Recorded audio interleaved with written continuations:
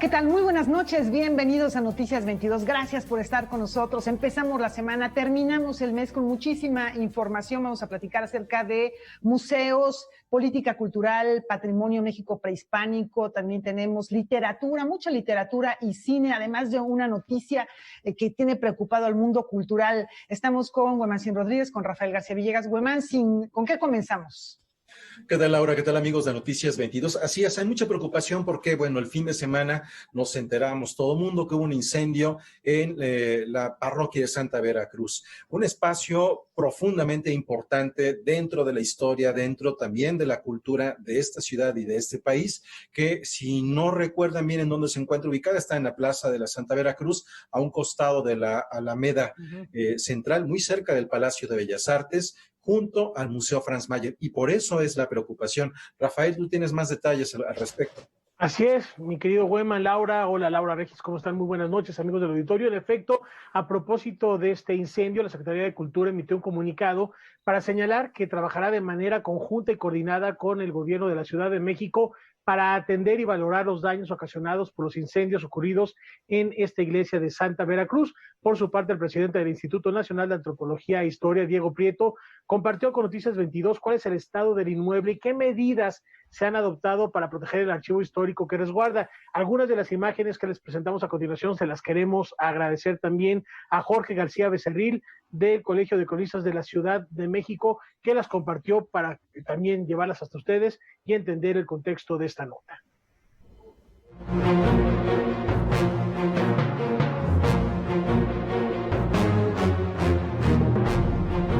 El incendio fundamentalmente se desarrolló, tuvo lugar en la Torre Sur, la Torre Campanario Sur, que es la que está pegada a Avenida Hidalgo, y el coro, la parte alta del coro, en alguna medida menor en el sotocoro.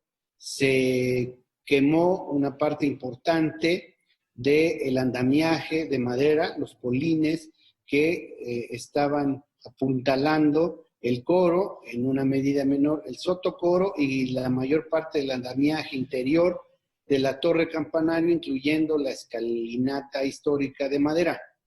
Se quemó también el yugo de una campana, esa campana entonces cayó, ya había caído otra campana después del sismo del 19 de septiembre de 2017. En la bóveda se desprendieron algunos elementos del aplanado, algunos acabados decorativos en yeso, con pintura, algunos también con algunos dorados, probablemente pintura, no sé si hubiese habido algún otro elemento, me refiero a lámina, a laminilla de oro. La reactivación del incendio, que probablemente tuvo origen precisamente allí, en el área del propio órgano, pues ya prácticamente dejó absolutamente inhabilitado este elemento que, si bien data del siglo XX, es constitutivo del inmueble y era un elemento valioso. Se afectó un lienzo de buen tamaño en el muro sur de la nave del templo, pegado al coro del templo. Este sí tuvo afectación directa por el incendio. En la parte norte hay otro lienzo que no se afectó con el incendio, probablemente solamente pues recibió humo.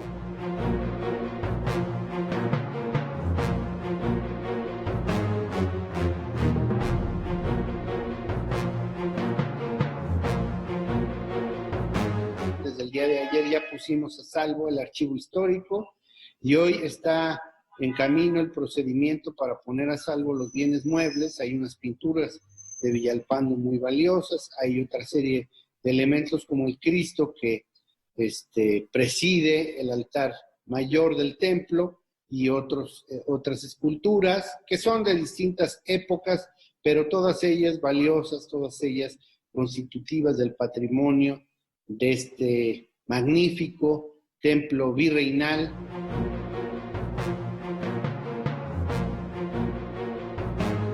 Y vamos a tener un primer recurso, que es el recurso para resarcir los daños ocasionados por los incendios.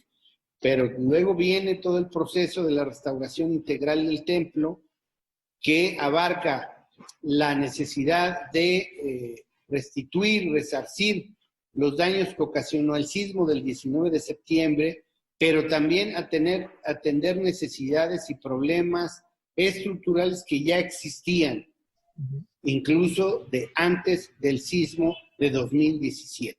La decisión que hemos tomado la secretaria Alejandra Frausto y su servidor, como Instituto Nacional de Antropología e Historia, es que nos vamos a ir de corrido, terminando dentro de algunas semanas, un par de meses, las acciones inmediatas para resarcir los daños ocasionados por los incendios.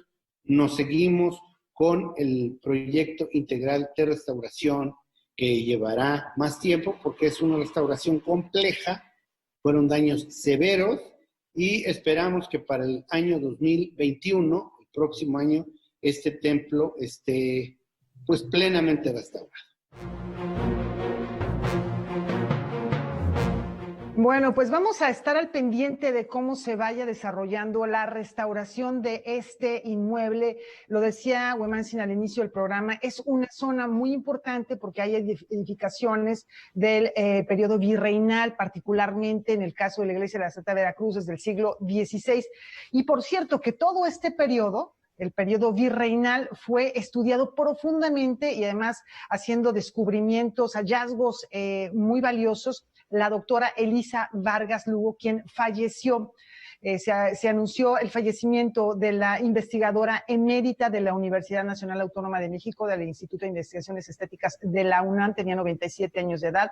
Ella nació en Pachuca, Hidalgo, falleció desafortunadamente en la Ciudad de México. Y bueno, por ejemplo, podemos recordar, este es uno de sus libros emblemáticos, México Barroco, que continuamente se reeditaba para actualizar informaciones que ella encontraba, como el hecho de que los propios indígenas, los propios pueblos originarios, impulsaban la creación de retablos, la creación de pinturas para propagar la fe, los que tenían recursos económicos para hacerlo, y eso fue uno de sus grandes hallazgos, aportaciones al conocimiento del mundo virreinal. La iglesia de Santa Prisca también fue uno de los espacios más estudiados por Elisa Vargas Lugo. Un abrazo muy solidario a sus familiares, amigos, a sus alumnos, una gran maestra con 65 años de trayectoria. De verdad, la vamos a extrañar mucho. Y bueno, por otro lado, les comentábamos la semana pasada que se dio a conocer que la periodista portuguesa Lidia Jorge fue ganadora, va a recibir el premio Phil de literatura en lenguas romances de este año, y por ello nos vamos a acercar a un libro que, bueno, por cierto, que nos compartió Huemansin, fin de semana hubo la oportunidad de leerlo. Es una novela que nos habla de un periodo importante de la vida portuguesa, se llama Los Memorables, pero bueno, vamos a ver de qué se trata este trabajo que conocemos gracias a la traducción de Editorial Elefanta y esta entrevista que hace Huemansin con uno de los editores. En la Feria del Libro de Guadalajara de 2018, Portugal fue el país invitado de honor. Por ello, el gobierno de ese país, desde un año antes, promovió la traducción y edición de obras de autores de la actualidad que escribieran en lengua portuguesa en editoriales mexicanas independientes. Editorial Elefanta fue elegida para apoyar una de las ediciones y así fue posible leer en México la novela Los Memorables, de Lidia Jorge, quien recibirá este 2020 el Premio Phil de Literaturas en Lenguas Romances. Este libro, lo que es interesante es que es una hija de un tipo que participa en la Revolución de los Claveles, que ya vive fuera, es una documentalista, regresa a Portugal porque le encargan hacer un documental sobre la Revolución de los Claveles, ¿no? Entonces ella, para tratar de encontrar una idea original, decide tomar una foto de casa de su padre, donde hay varios personajes en el día de la Revolución de los Claveles, y los entrevista a todos, ¿no? La novela está vinculada con la Revolución de los Claveles, movimiento civil y militar que acabó con la dictadura de Salazar. A partir de una fotografía de ese momento de 1974, la historia de la novela se reconstruye a partir de la mirada de los personajes comunes. Un gran ensayo sobre la memoria, realmente, la memoria personal y la memoria colectiva, ¿no? Cómo se va, pues, dislocando un símbolo súper contundente y que así se ha usado política y culturalmente. Para Lidia Jorge, su literatura busca ser el relato de una epopeya doméstica de su país, que fue imperial y se volvió pobre. Su mirada está más en esos hombres y mujeres más vulnerables. Lidia en general, ella le importa la memoria. Yo creo que es algo... ella dice que, bueno, es como cronista de su tiempo a través de sí misma, ¿no? Y por eso inevitablemente es una cronista histórica. Y eso es lo que también hace muy rico este libro. Relativiza y al mismo tiempo profundiza en este episodio, ¿no? Editorial Elefanta tiene pendiente el poder publicar otra novela de Lidia Jorge titulada Estuario, que esperan que el premio Phil permita agilizar el proceso. Noticias 22, Huemansi Rodríguez. Bueno, ahí tienen ustedes una recomendación, Los Memorables. Y continuamos con literatura. Hace unos días, Imanol Canellada Pascual recibió el Premio Bellas Artes de Novela José Rubén Romero 2020 por su libro Nómadas. Previo a la publicación de esta obra, el mismo autor nos comenta algunos de sus detonantes.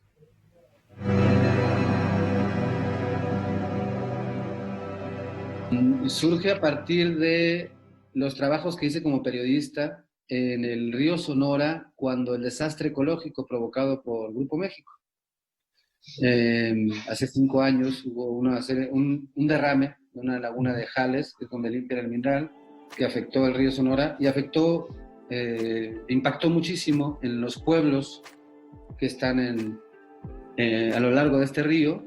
Nos impactó obviamente a nivel ecológico, a nivel salud, pero también a nivel económico, a nivel social.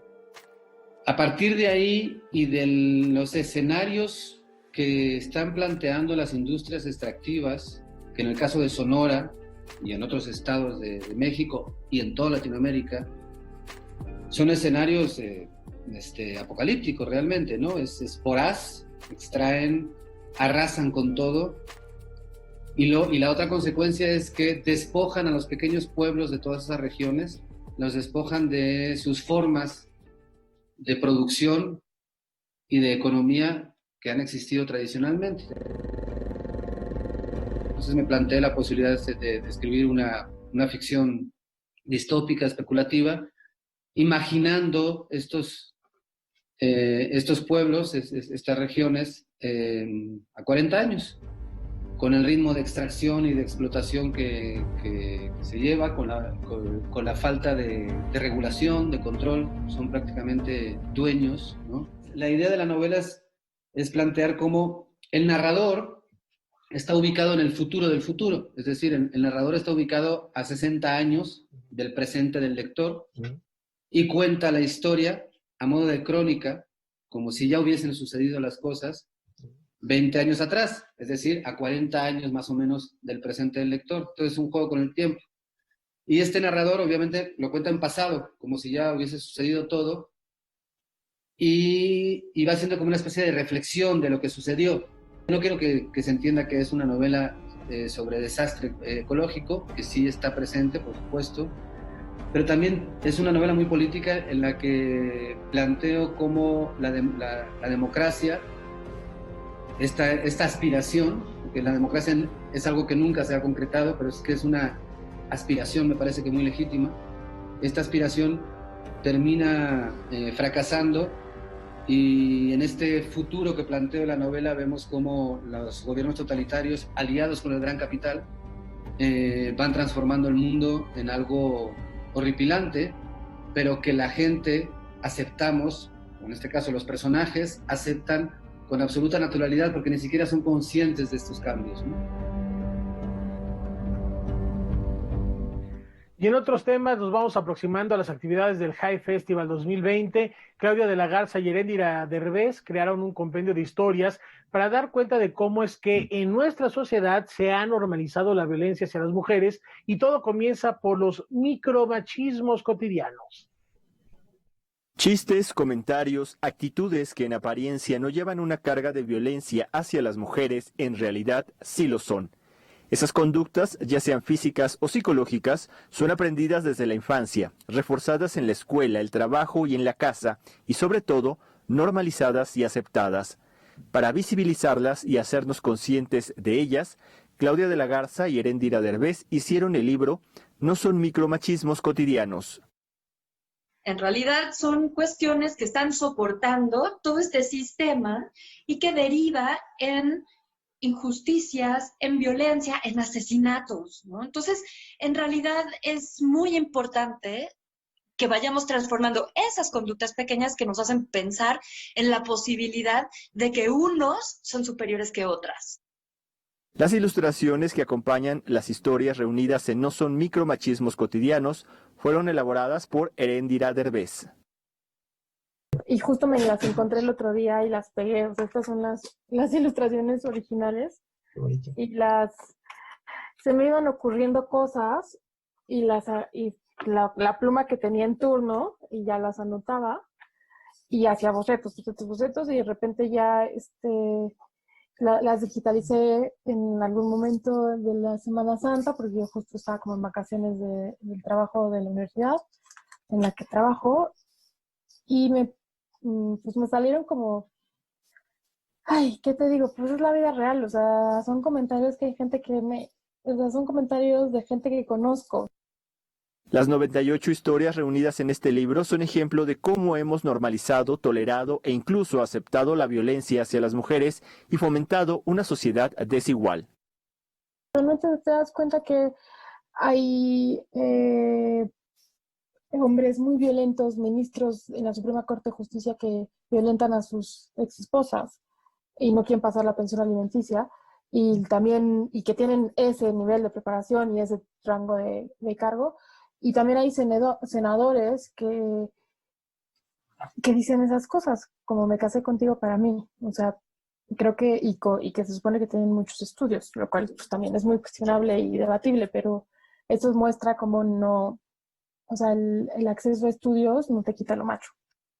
En la medida de lo posible es no quedarnos calladas y no quedarnos callados también, porque tú puedes ser un hombre que a lo mejor no ejerce estas violencias o no estás viendo el pack de la compañerita que te mandan o haciendo, es decir, hay mil formas, pero sí darte cuenta del chiste machista, del comentario, de la actitud de los otros, y es no quedarnos calladas, no quedarnos callados, empezar a enfrentar y pues por supuesto que requiere mucho valor.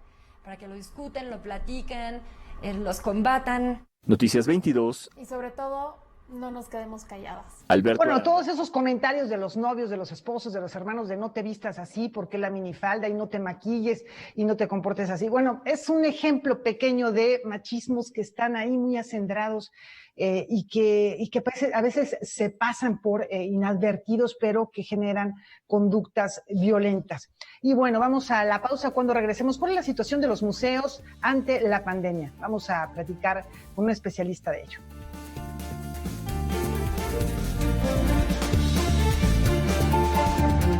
Ya no es más de lo mismo, se acabaron los fueros, los privilegios, ya no hay corrupción arriba, por eso los conservadores y sus voceros andan como desquiciados. Desde los tiempos de Madero no atacaban tanto a un presidente como ahora, pero tengo el orgullo de que me está respaldando el pueblo. El 70% de los mexicanos está de acuerdo con la transformación y yo no voy a fallarles. Segundo informe. Tras una apocalíptica guerra nuclear, el mundo ha quedado devastado. Mais l'esprit a chopé. Solo hay una posibilidad de salvar a la humanidad. Projeté dans le temps des émissaires. Pero en ese viaje en el tiempo, él vivirá perseguido por el recuerdo de su amada. El Muelle. Lorsqu'il se retrouva dans la salle d'expérience. Martes, 22:30 horas. Il sentit que quelque chose avait changé. Hay quienes no se están quedando en casa. No los ves, pero puedes sentir su generosidad y valor. Doctoras, médicos, enfermeros, periodistas, repartidores. Personas que dan servicio de transporte público, seguridad, luz, agua y basura. En México siempre rendimos homenaje a nuestras y nuestros héroes. Hoy reconocemos a quienes están cuidándonos ahí afuera. Para cuidarnos contamos todas. Contamos todos. INE.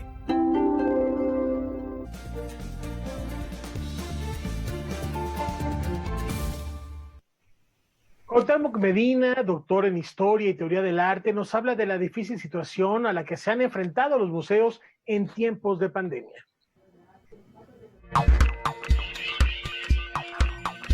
Tomando como referencia la encuesta interna del Consejo Internacional de Museos, recientemente publicada, Cuauhtémoc Medina describe como aterrador el panorama para estas instituciones en América Latina. Los resultados arrojados por los afiliados al organismo son que el 12% de los museos declaran abiertamente que van a cerrar, 30% que contemplan la posibilidad y que alrededor de un 83% acusan pérdidas en sus ingresos y patrocinios. El curador se cuestiona sobre la práctica curatorial. A mí me parece evidentísimo que algo que ha venido ocurriendo en los últimos años, el hecho de que las prácticas artísticas contemporáneas están ligadas de manera muy inmediata a la crítica del momento social, está en marcha. Por consiguiente, una pregunta muy seria es ¿en qué medida vamos a darle albergue a una práctica que no necesariamente tiene como su destino el convertirse en mercancía para el mercado plutocrático? Esta es una pregunta técnicamente muy seria. ¿Cómo creamos la economía para que haya una cultura crítica? Es una pregunta que seriamente los que estamos en el campo institucional nos tenemos que hacer. Cuauhtémoc Medina destaca el potencial de la institución museística para garantizar el retorno a las actividades tras la pandemia. Pero para conseguir eso se necesitan adaptaciones que van desde ciertas adaptaciones, exhibiciones y adaptaciones arquitectónicas a crear mecanismos de seguridad que no sean puramente personales, presenciales, a, por supuesto, tener una serie de insumos que permitan que la gente pueda desde desinfectarse las manos hasta usar cubrebocas, etcétera. Pero lo más importante, esa es la parte que creo que honestamente no está ni siquiera empezada a ser abordada socialmente, es que la protección que vamos a tener que vivir en los siguientes meses o años va a tener como su punto clave la disciplina social. O sea, es cómo nos comportemos. De igual modo, señala la respuesta de los museos para ofrecer a sus públicos actividades en plataformas digitales, estrategia que fortaleció las habilidades y capacidad de respuesta de los equipos. La relación virtual con estas instituciones, como los referentes también de su experiencia social y estética y cultural, pues han seguido manteniendo una posibilidad de enganchar con eso, y por supuesto que las instituciones, en la medida en que tenemos recursos, autonomía y también una estructura de creatividad, hemos tratado de enganchar con eso de manera muy activa cuando hemos encontrado esa vía, o en otros casos ha sido también precaria. Noticias 22, Víctor Gaspar. Y continuamos con una reflexión en este sentido. Diversos especialistas han encontrado para preguntarse la necesidad de proteger el patrimonio de nuestro país y cómo es que el arte y la cultura pueden también reparar la violencia en comunidades vulnerables. Estas son las conclusiones del foro Pensar la Justicia Cultural en tiempos de crisis en México. Cómo construir voces e imágenes desde el exterminio. Cómo la cultura y el arte pueden reparar la violencia ejercida en comunidades vulnerables. Estas fueron algunas preguntas que se respondieron en el foro Pensar la Justicia Cultural en tiempos de crisis en México. Encuentro convocado por la Cátedra Internacional Inés Amor en Gestión Cultural, la Cátedra Extraordinaria Nelson Mandela de Derechos Humanos en las Artes y el Instituto de Investigaciones Estéticas de la UNAM. La primera reflexión es la necesidad de proteger patrimonio, en el caso mexicano el patrimonio indígena, a través de verdaderas consultas previas, libres e informadas, donde los pueblos indígenas sean aquellos que decidan y no las consultas que está llevando a cabo el gobierno a mano alzada. La otra es la utilización de la cultura como herramienta para generar una verdadera reconciliación en un país que está fragmentado, que está desgarrado por la violencia, y que la utilización de la cultura y el arte está siendo una de las herramientas de las víctimas para llamar la atención como una forma de resistencia. La invitación a crear una política enfocada en víctimas y en la sociedad que haga uso de la memoria histórica y cultural registrada en recintos como los museos y espacios públicos fue una de las propuestas que se abordaron en este foro, en el que participaron especialistas como Jimena Medellín, Benjamín Mayer, Beatriz Miranda y Jorge Beltrán. Se tiende a pensar que la reparación es un asunto económico o simplemente una disculpa por parte del Estado. Y no, la reparación a las víctimas y a la sociedad en su conjunto es algo integral. Parte del reclamo de la sociedad y las víctimas es el acceso pleno a la verdad y a la justicia y la memoria como parte de la reparación y este diálogo necesario. Mientras no existan estos elementos, lo que tendremos seguirán siendo formas de resistencia desde la cultura. Noticias 22, Karen Rivera. Bueno, siguiendo la tendencia actual, el Seminario de Cultura Mexicana digitaliza sus contenidos. A continuación les vamos a presentar algunos de los cuales ya pueden ser consultados o próximamente podrán ser consultados en línea.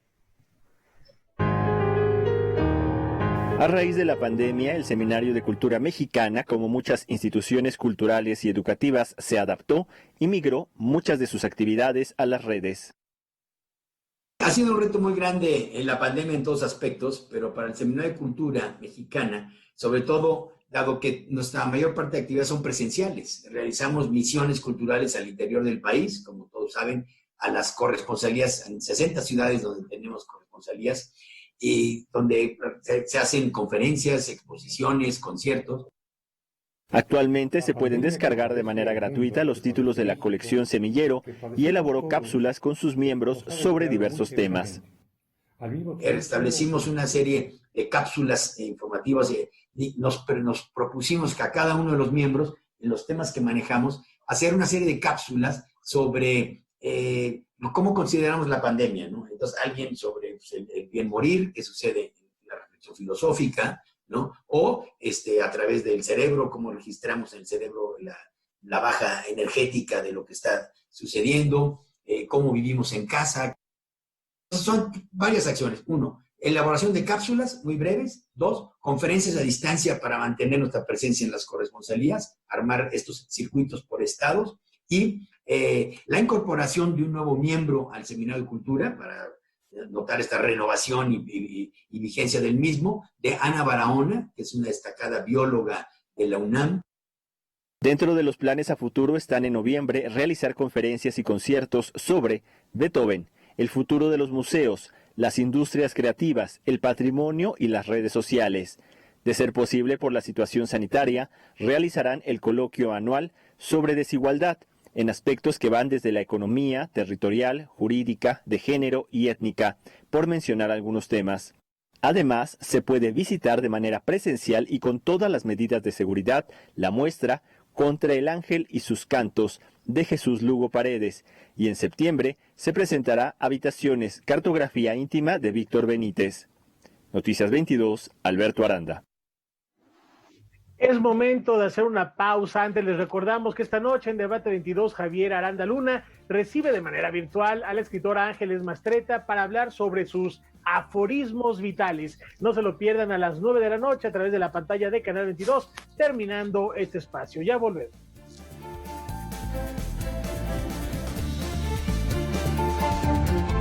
No me hallo. Servidumbre, nueva forma de esclavitud. Mi tía me trae y me coloca en una casa. Me dice la señora, yo te voy a enseñar, pero igual me enseñaba con gritos, con malas palabras. O sea que yo decía, pero es que yo salí del pueblo con la idea de que mi vida cambiara. La ruta de la trata. Pueden estar expuestas a abusos físicos, verbales, humillaciones.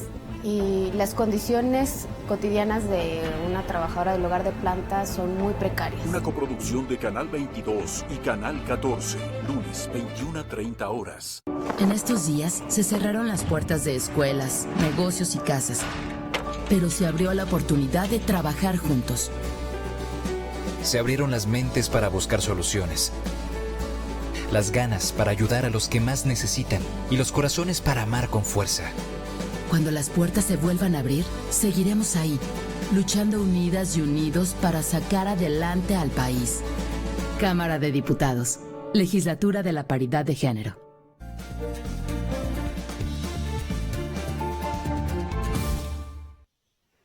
Bueno, al inicio de este espacio informativo les comentábamos sobre el incendio que estuvo junto al Museo Franz Mayer, que mantiene sus actividades. Por fortuna se encuentra muy bien este espacio, que será sede de la exposición World Press Photo, y este año vamos a conocer el trabajo de Yasuyoshi Shiba, mismo quien ha recibido el reconocimiento con el máximo galardón de este certamen. Khartoum, Sudán. El fotoperiodista japonés de la agencia France Press, Yasuyoshi Shiba, documenta las protestas que se han extendido por todo el país africano en medio de uno de los apagones impuestos por el gobierno del dictador Omar al-Bashir. Voz Directa es el título de esta imagen, que obtuvo el máximo reconocimiento de World Press Photo 2020 y la cual sintetiza el impasse de movimientos sociales en el mundo. Pues vemos en distintos lugares del mundo una serie de protestas que son encabezadas por jóvenes. Y aquí creo que la parte más importante es que no solo se trata de manifestaciones o críticas o protestas, sino también guías o vías de acción, ¿no? Propuestas concretas para transformar el mundo. Para el fotoperiodismo contemporáneo tiene que ver con una condición de empatía. Quien está no solo registra, sino participa, ¿no? No solo está aislado como si no existiera, está enfrente entre esta muchedumbre. Es particularmente llamativo el uso de las luces de celulares que parecen flotar alrededor. Esto ocurre durante un apagón. Y la mirada es de alguien que está, si quieres, un poco abajo de horizonte, lo cual queda claro que está como agachado el fotoperiodista, porque muchos otros quieren escuchar a este personaje que está recitando una poesía en el momento. La empatía de la lente de Shiba fue reconocida de entre 139 imágenes de 44 fotógrafos. De estos, 30 son nominados por primera vez y 14 han ganado anteriormente. Las imágenes participantes en el certamen provienen de 24 países. La selección se hizo sobre 73.996, de 125 nacionalidades y de un total de 4.282 participantes. Otro de los reconocimientos fue para el fotógrafo francés Romain Landerot, distinguido con la Historia del Año por su trabajo en Argel titulado Co, la génesis de una revuelta, y la cual, en la misma línea, documenta movilizaciones sociales encabezadas por jóvenes. En Algeria, Romain Landerot sigue durante muchos años a grupos de jóvenes que empiezan a encontrar un poco entre su afiliación o su gusto por el fútbol y un poco por los lazos que empiezan a encontrar socialmente, mecanismos para coordinarse, estructurarse y desarrollar proyectos sociales y protestas sociales que llevan a los cambios de régimen. Esta pieza, esta sección, esta historia que gana a la narración del año se llama Co, el génesis de una revuelta. Como es habitual, las imágenes son ahora mostradas en la exposición World Press Photo 2020 en el Museo Franz Mayer, institución que junto con la fundación organizadora del concurso sostuvo una estrecha colaboración para adaptar la muestra a las necesidades de seguridad sanitaria. El tamaño de las letras, la disposición general fue pensada y adaptada a partir de las condiciones de seguridad, de sana distancia, de sanitización, etc. Por lo tanto, todos los textos que están en la exposición están disponibles para descarga, tanto en español como en inglés, gracias a códigos QR.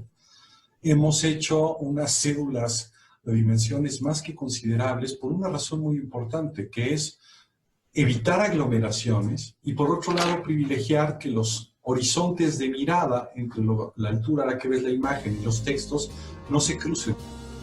La exposición World Press Photo 2020 estará abierta en el Museo Franz Mayer a partir del 2 de septiembre y hasta el 8 de noviembre. Noticias 22, Víctor Gaspar. Bueno, pues ahí está esta serie de imágenes. Muchas gracias, Alejandro Sabido, nuestro compañero en algún tiempo aquí en Noticias 22, por la magnífica explicación. Y pues claro que se antoja irla a ver. Y vamos a platicar ahora de cine mexicano que sigue triunfando en festivales por todo el mundo. Julio López nos platica. Nivada presenta. La pandemia global por COVID-19 pospuso un sinfín de actividades cinematográficas y ahora que las cosas comienzan a retomar su camino, el cine mexicano vuelve a brillar en festivales internacionales. En un caso curioso, el Festival Internacional de Cine de Málaga rindió homenaje al director Arturo Ripstein, quien además participó con su más reciente película, El Diablo entre las Piernas, como parte de la selección oficial. En la ceremonia de premiación, el jurado le concedió al laureado cineasta mexicano la Biznaga de Oro a la mejor dirección. Lo que he cumplido en todos estos años es una vocación firme que no me ha dejado nunca, que me ha dejado muchos momentos de júbilo y de gusto y muchísimos más de frustración y de sentimiento de fracaso y de dificultad. En este encuentro cinematográfico también fue reconocida la película Blanco de Verano del director Rodrigo Ruiz Patterson, con los premios a la mejor película iberoamericana, mejor guión y mejor coactuación masculina. La verdad es que me hubiera encantado poder asistir al festival y poder recibir los premios en persona. Siempre uno aprende mucho al menos yo, de estar en la sala donde se está proyectando la película. El hecho de que hay unos espectadores ahí viéndola te enseña muchísimo sobre el oficio de hacer cine para la próxima película. El festejo fue doble, pues el domingo la película también se llevó el premio al mejor guión en el Festival Internacional de Cine de Lima. Hay todo un espíritu al ser una película de una escuela de cine, hay un espíritu de debutar. Es la primera película de Rodrigo, es la primera película mía, es la primera película de Sarasvati, que hace un trabajo fenomenal, la fotógrafa. Hay un espíritu de seguir impulsando el talento joven del cine y sobre todo también no olvidar que es una película del CC con producción con Foprocine. En realidad, México arrasó en el Festival de Lima, pues también se llevó el premio al mejor documental por la película Cosas que no hacemos del director Bruno Santamaría. Hace apenas unas semanas el filme era elogiado en el Festival de Biarritz. Claro que de pronto que otras personas, ¿no? De un festival además tan importante que concentra pues parte importante del trabajo cinematográfico de América Latina, decida que nuestra película es la merecedora de este título, de este premio, pues eso nos enorgullece, nos pone felices y nos hace pensar que quizá la película tendrá, ¿no?, más foco, más personas quizás despierten la curiosidad por conocerla, por adentrarse a este universo, verla y vivirla. Finalmente, la producción nacional Sin Señas Particulares, dirigida por Fernanda Valadez, se llevó el premio a la mejor fotografía y a la mejor ópera prima. Noticias 22, Julio López. Y continuando con esta tendencia, el día de hoy El Hombre Búfalo de David Torres se llevó 3 de los máximos galardones en el Festival de Cine de Mar de Uruguay: mejor actor, mejor guión y mejor película. Enhorabuena para todo el elenco del Hombre Búfalo. Un abrazo a David Torres. Y seguimos hablando de cine porque la Asociación Civil Escribe Cine acaba de lanzar la convocatoria para la 5ª edición del Festival de Guión Cinematográfico. ¿Dónde y cuándo inscribirse? Aquí los detalles. Con el objetivo de abrir un espacio para la promoción del cine mexicano a través de la figura de los guionistas, la Asociación Civil Escribe Cine anuncia la 5ª edición del Festival de Guión Cinematográfico que se llevará a cabo en línea del 8 al 14 de octubre. La asociación ha buscado como promover el trabajo de los guionistas mexicanos, de que se visibilicen sus obras y sobre todo el trabajo que ellos tienen dentro de las películas, ¿no?, que muchas veces puede pasar desapercibido cuando es la base de toda película, ¿no? Quiero más arrepentir. El festival contará con una muestra conformada por 10 largometrajes y 10 cortometrajes mexicanos, así como laboratorios de creación y asesoría para jóvenes guionistas. Además, como parte de las actividades del festival, se abre el concurso nacional de cortometrajes Palabras de Cine. Cada función va a contar con la presencia del guionista de la obra, donde va a tener una charla al final de la función con el público. Vamos a tener 2 laboratorios creativos, uno de creación de historias con el guionista Carlos Contreras y otro de adaptación experimental con la escritora Jessica Díaz. También abrimos ahorita una convocatoria que se llama Palabras de Cine, donde se invita a estudiantes y a realizadores emergentes a realizar un cortometraje con celular, utilizando un diálogo característico representativo de alguna película del cine mexicano. El festival busca crear una comunicación entre el público y los autores responsables de crear a los personajes e historias en el cine nacional. Es el guionista Carlos Contreras, conocido por trabajos como Párpados Azules, El sueño en otro idioma, Itzel Lara, por ejemplo, también es otra guionista que trabaja tanto en cine y también en teatro. Claudia Garibaldi también es otra gran guionista con Noches de Julio, que justo está nominada ahorita al Ariel como mejor ópera prima. Creo que vale la pena reconocer su trabajo, y por supuesto van a estar todos los guionistas que vamos a tener en la muestra, ¿no? Con todas sus películas. Todas las actividades serán de acceso gratuito.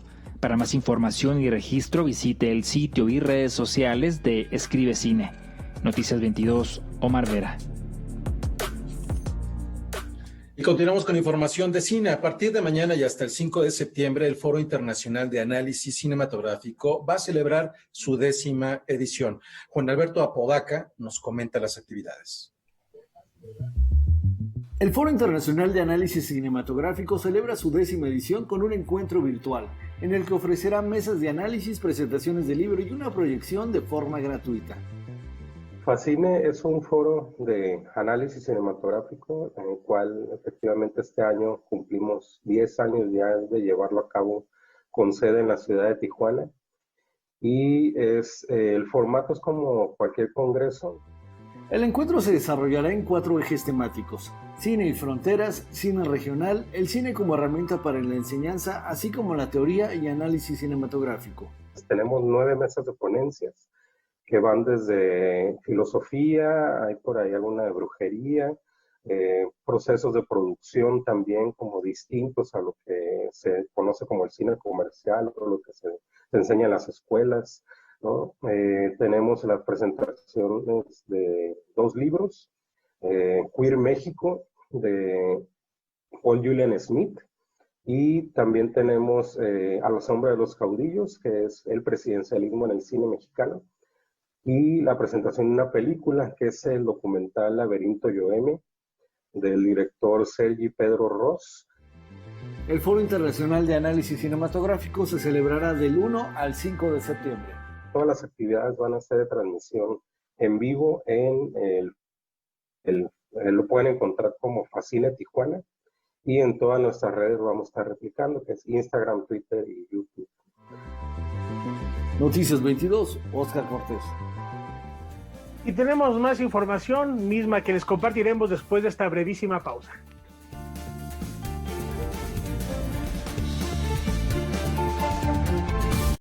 Una charla sobre el artículo en la revista Algarabía, Las Sufridas, mujeres que lloran, aman y se apasionan. Victoria García Joly, autora de este artículo, cuenta la historia de muchas mujeres mexicanas que transitaron por malos ratos y momentos complicados física y emocionalmente, como Frida Kahlo, Libertad Lamarque y María Greber. Las Sufridas, en Algarabía TV, miércoles 17:30 horas. Hola, ¿qué tal? Estamos muy contentos aquí en Visión Periférica porque comenzamos con una nueva temporada.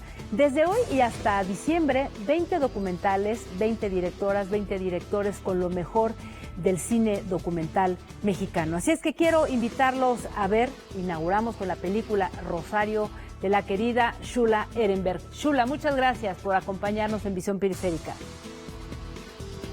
Los invito a ver el documental Rosario. Es un documental sobre amor y lucha. Los espero. Muchas gracias y bueno, nos vemos en Visión Periférica 2020. Si usted cree que la escritura es una de las formas de la felicidad, la mejor manera quizá de plantarnos en el mundo para mirarlo con un ligero aumento de luz, los espero aquí con Ángeles Mastretta en Debate 22. Hoy, 21 horas.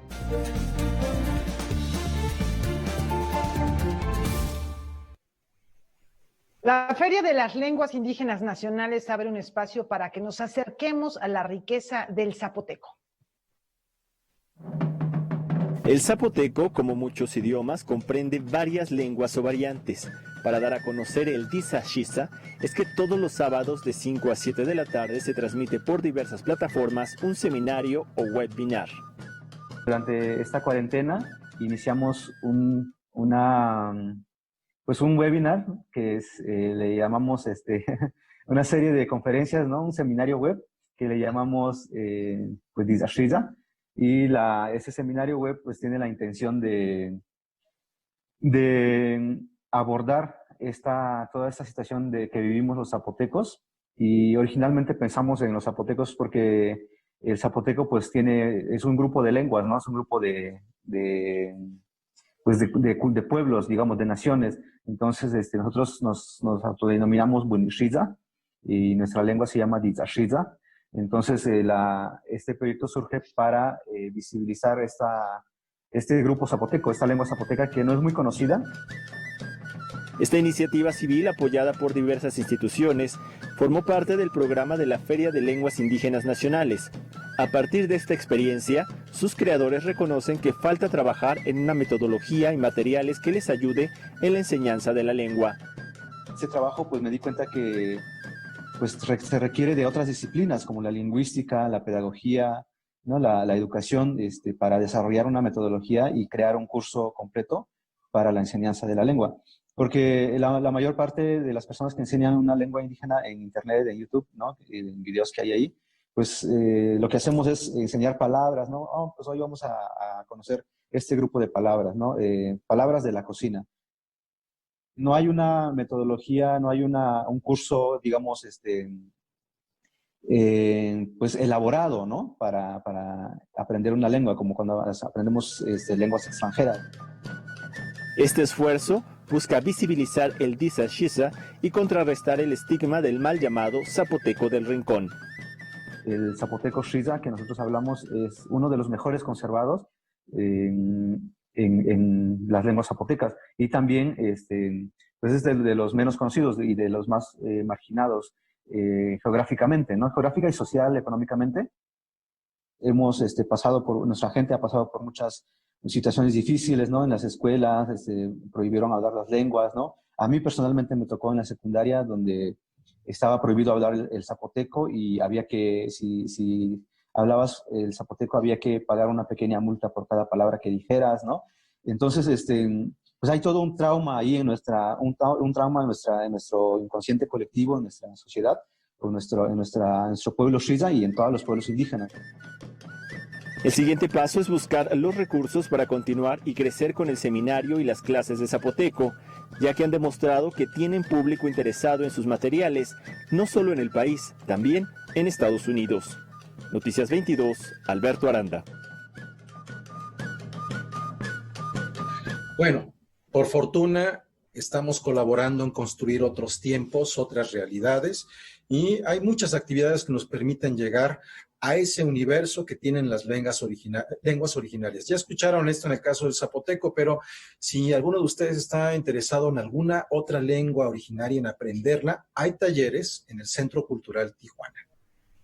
El Centro Cultural Tijuana impartirá talleres de lenguas originarias a través de Internet. Son tres lenguas. Estamos hablando de Kumeyaay, que sería el único taller de lengua originaria de Baja California que se imparte a nivel nacional. En este caso estamos hablando de una lengua que tiene alrededor de 300 hablantes solamente actualmente en el estado. También tenemos, en el caso de ya lenguas del interior del país, tenemos el náhuatl. La otra lengua es la purépecha. Las inscripciones están abiertas. Los cursos son de nivel básico y terminan en noviembre. Estos talleres tienen esa intención, son muy lúdicos, más que formar hablantes, tienen la intención de sensibilizar hacia todo público a conocimiento de la lengua y lo que gira en torno a ellas, que son los contextos culturales, los usos, costumbres, las diferentes cosmogonías y cómo estamos conectados en esta suerte de memoria histórica y de narrativa nacional. Estas actividades forman parte del apoyo a proyectos artísticos en resiliencia. Pues ahí estamos, en nuestras páginas, en nuestras redes sociales del Centro Cultural, y agradecemos muchísimo el interés de la gente que pueda sumarse a través de estos talleres, pues a participar de la historia que nos atañe a todos los mexicanos. Noticias 22, Óscar Cortés. Y así llegamos al final de Noticias 22 y nos despedimos, como es costumbre, con música, celebrando los 75 años del gran violinista israelí Isaac Perlman, Muchos lo podrán recordar por su participación en bandas sonoras de películas como Memorias de una geisha, La dimensión desconocida, o su versión para la película La lista de Schindler, que estamos escuchando ya de fondo. Una celebridad en el mundo de la música. Muchas gracias, Laura Hueman. Nos vemos mañana. Muy buenas noches. Y una recomendación, él también toca klezmer de manera deliciosa. Fabuloso, música de la tradición ashkenazi judía. Exactamente. Bueno, nos vemos mañana.